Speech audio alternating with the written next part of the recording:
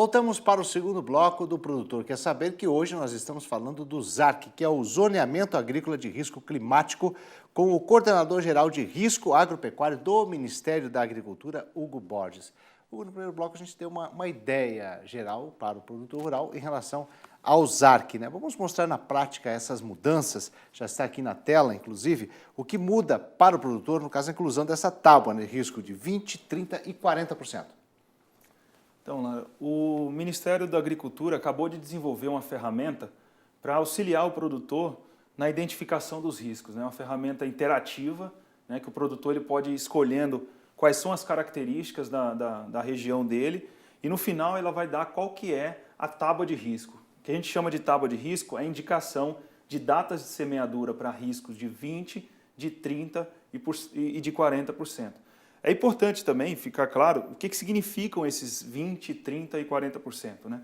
O risco de 20%, ele quer dizer que se o produtor, em 10 safras, ele tiver o plantio da sua lavoura, a possibilidade dele atingir aquele limite hídrico que foi considerado na metodologia do estudo é de em 8 anos, pelo menos. Então, em 8 anos, ele vai ter, vamos dizer, boas safras em relação àquele índice hídrico que foi considerado no estudo.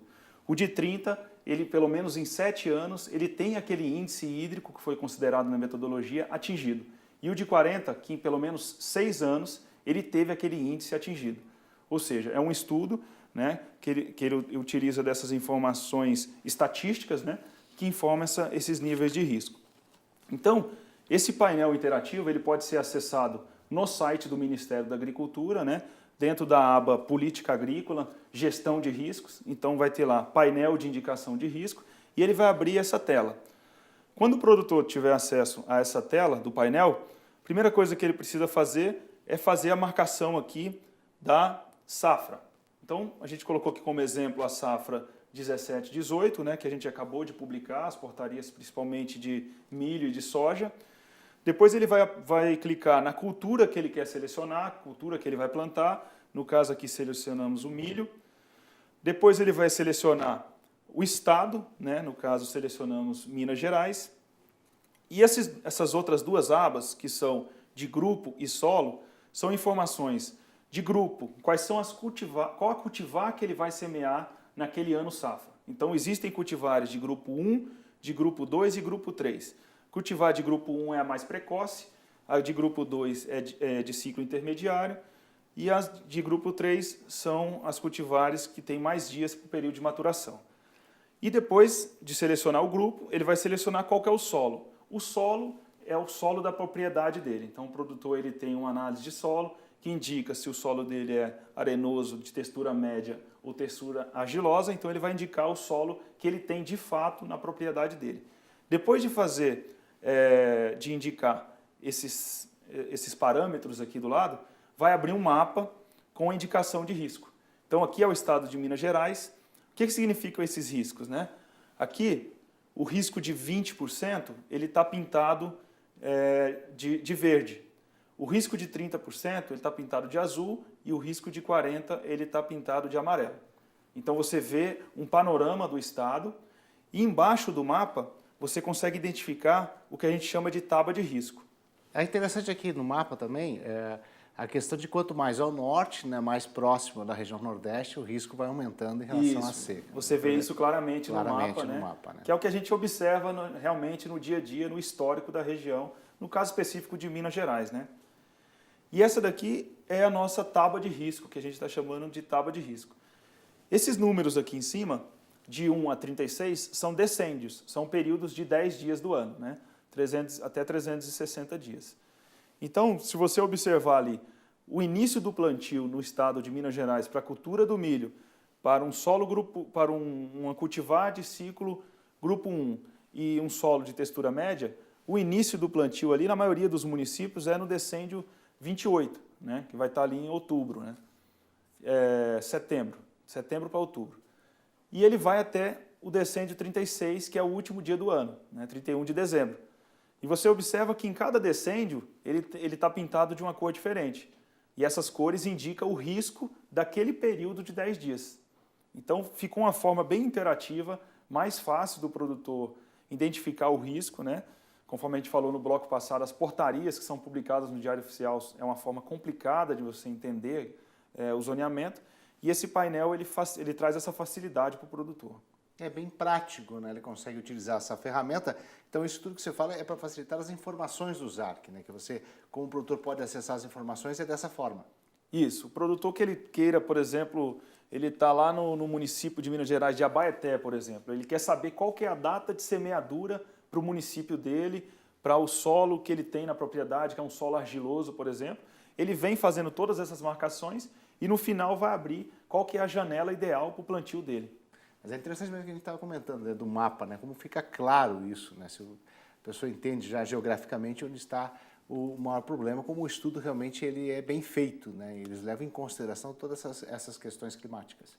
Sim, o estudo além de captar, até uma questão interessante para a gente colocar, além dele captar as informações reais do clima que estão registradas nas estações climatológicas, ele também tem uma validação de campo, que a gente chama. Que é depois que a gente tem essa imagem do estado, por exemplo, vamos supor Minas Gerais, em algumas situações a gente faz reuniões locais mostrando esse resultado para técnicos, produtores, cooperativas da região, para ver a aderência daquele resultado que foi obtido do modelo computacional, se realmente, de fato, aquilo é o que ocorre na prática lá na região. É o que a gente chama de validação externa, validação de campo. Ah, isso é interessante, porque você vai validar realmente se está funcionando, se o estudo é assertivo, né? Qual é a eficiência desse estudo. E caso o produtor não siga esse zoneamento, quais as consequências? As consequências elas estão relacionadas, conforme nós falamos no bloco anterior, às políticas que contam com subsídio do governo federal. Quando eu falo especificamente essas políticas, é o Proagro e o PSR. Então, o produtor que faz um enquadramento do Proagro, quando ele vai fazer um crédito rural, ele enquadra uma operação de Proagro, que é o seguro daquele crédito, ele precisa seguir essa janela de semeadura e ele precisa também plantar a cultivar que ele marcou lá na opção, né, do crédito rural dele, do Proagro, e também ele tem que ter o solo que ele declarou. Por exemplo, se é um solo de textura média, ele precisa plantar na janela do solo de textura média. Se por um acaso ele plantar fora dessa janela, por exemplo, ali no município de Abaeté, que a janela inicia no decêndio 28, se por um acaso ele plantar no decêndio 26 ou 27, quando ele for pedir a indenização daquele seguro, tanto do privado quanto do governo, e o perito constatar que ele plantou fora daquela janela, ele não tem direito a receber a indenização. Agora, só para nós poder reforçar um pouquinho, né, para quais culturas esse novo formato do ZARC já está disponível para a safra 2017-2018? Para a safra 2017-2018, nós publicamos no início do ano a cultura do milho safrinha, do trigo e agora, recentemente, publicamos o milho e a soja. Então, esse trabalho de mudança do zoneamento, essa forma de mostrar o zoneamento, ela vem sendo gradual, né? Nós escolhemos essas culturas porque são culturas que consideramos terem mais problemas climáticos e também representam, né, a maior parte do plantio das lavouras no nosso país. Então, essas 4 culturas elas já têm informações estratificadas por nível de risco. Agora, com esse novo formato aí do ZARC, né, o que considera risco de perda de produção de 20%, 30% e 40%, houve alteração nos municípios que têm zoneamento? Os municípios mudaram pouca coisa. O que ocorreu, na verdade, foi uma estratificação do risco dentro da janela que já era indicada. Ou seja, uma janela que tinha indicação, por exemplo, de 1º de outubro a 31 de dezembro, para o plantio do milho, por exemplo, essa janela ela pode ter sido estratificada. Ela não ficou estanque ali de 20%. Vamos dizer que nas bordaduras ali, no último decêndio do ano, ele passa a ter um risco um pouco maior. No início do plantio também ele tem um risco um pouco maior. Então ocorreu, na verdade, que uma estratificação e, na verdade, a inclusão de mais municípios. Isso sim ocorreu. Agora, o Ministério entende que essa mudança foi importante para o setor agrícola brasileiro? Sim, a mudança é importante tanto para o setor agrícola quanto para o mercado, para o governo e para o mercado também privado que trabalha com essa informação. Porque a partir do momento que você estratifica esse risco, você pode aplicar melhor, tanto a política pública como no seguro rural, no Proagro, você pode aplicar melhor essa informação na geração de informação. Então, isso foi assertivo, essa questão de fazer esse estudo dessa forma. Sim, consideramos que sim.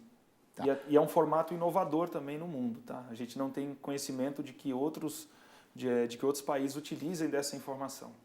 Isso é importante, né? Interessante isso, né? E trazer para a realidade brasileira, né? Que é uma realidade bem diferente, né? Um país continental, como a gente já comentou aqui. Agora, para as culturas permanentes, Hugo, qual é a previsão de divulgação do zoneamento nesse novo formato de tábua de risco? Nós solicitamos recentemente à Embrapa a definição dessa metodologia para culturas permanentes, né?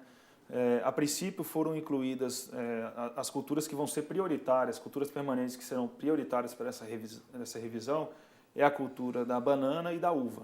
Nós vamos fazer, vamos dizer, um piloto, né, um experimento em relação a esses níveis de risco para essas duas culturas, e até o mês de abril do próximo ano, de 2018, nós já vamos ter resultados para essas duas culturas nessa nova metodologia. Tá certo, então, é o coordenador-geral de risco agropecuário do Ministério da Agricultura, Hugo Borges. Muito obrigado pela participação. Um bom dia. Obrigado, bom dia. Estamos à disposição lá no Ministério da Agricultura.